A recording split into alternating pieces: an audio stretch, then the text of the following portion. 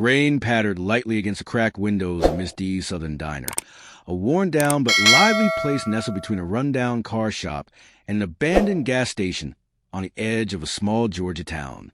Inside, the scent of fried catfish, buttery grits, and sizzling bacon swirled in the air. The breakfast rush had slowed.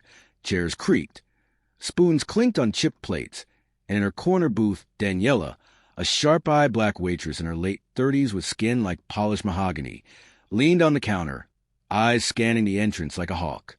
Before we continue, hit that subscribe button. Turn on your notification bell to get notified for more. Share to friends. Where are you watching from? Please tell us in the comments. We love seeing how far our story goes. She'd worked at the diner for 11 years. People came and went, truckers, drifters, nurses on the night shift. But this boy was different. He first appeared on a Tuesday, drenched, hood up, no words. Just walked in, sat in the farthest booth, and stared out the window. No order. No money. He looked about 9 or 10, pale, skinny, with a face too mature for someone his age. Daniela noticed him right away. She brought him a plate of pancakes and eggs. No charge. He didn't speak that day. Or the next. Or the next. Every morning for 3 months, he came. She fed him quietly. No questions. No fuss. Just warm food and an understanding nod. Her co-worker scoffed. "You gonna let that kid freeload forever?" barked Big Harold, the cook with a booming voice and belly like a watermelon. Daniela shrugged. "You ever been so hungry it hurts your soul?" Harold grunted, flipping a burger, but said nothing more. One morning, the boy didn't come. Then another, and another. On the 5th day, Daniela stood outside the diner, arms crossed, staring down the empty road, anxiety coiled in her chest. Something didn't feel right. The next day, the sky cracked with thunder as she wiped down tables, trying to shake her worry. Then it happened. 4 black SUVs, polished, heavy, and government-tinted, pulled up outside the diner, engines still humming. Doors swung open. Men in black suits, sunglasses, and earpieces stepped out. 2 women in gray pantsuits followed, one holding a tablet, the other gripping a walkie-talkie. The entire diner fell silent. Forks froze midair. Conversations died. Daniela stiffened, apron clutched in her fist. "Lord, what now?" The tallest man approached the counter, pulling off his shades. His eyes locked with hers. "You Daniela Harris?" Her voice barely made it out. "Why, yes." He leaned in slightly. "We'd like to speak with you. Privately." She followed him out back, heart pounding. Inside the SUV, the boy sat. He was clean now, hair trimmed, clothes ironed, a slight smile playing on his lips. Next to him sat a woman with sharp cheekbones and a no-nonsense expression. The woman nodded. "My name is Agent Wallace, FBI. This is Lucas.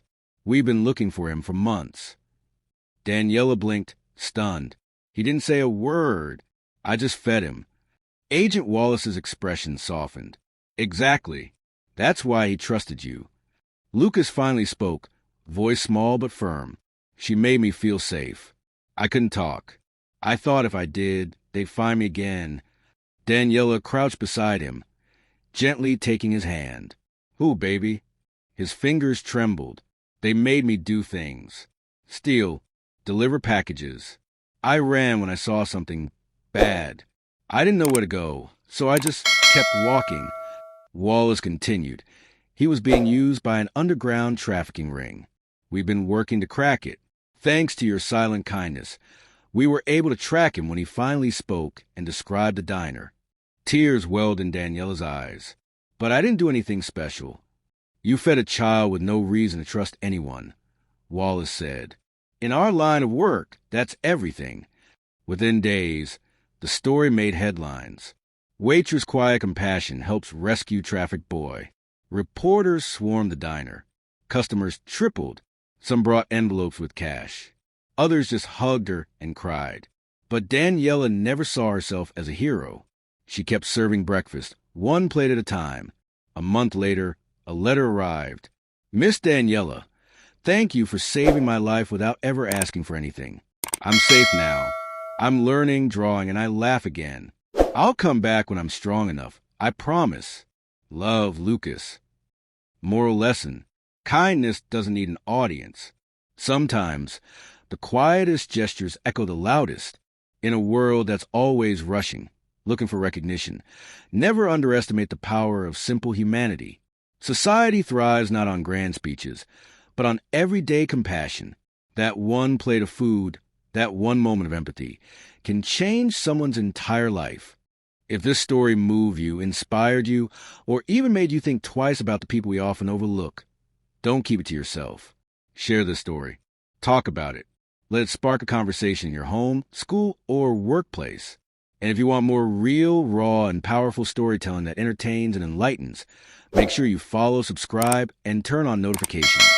Because these are the stories that change minds.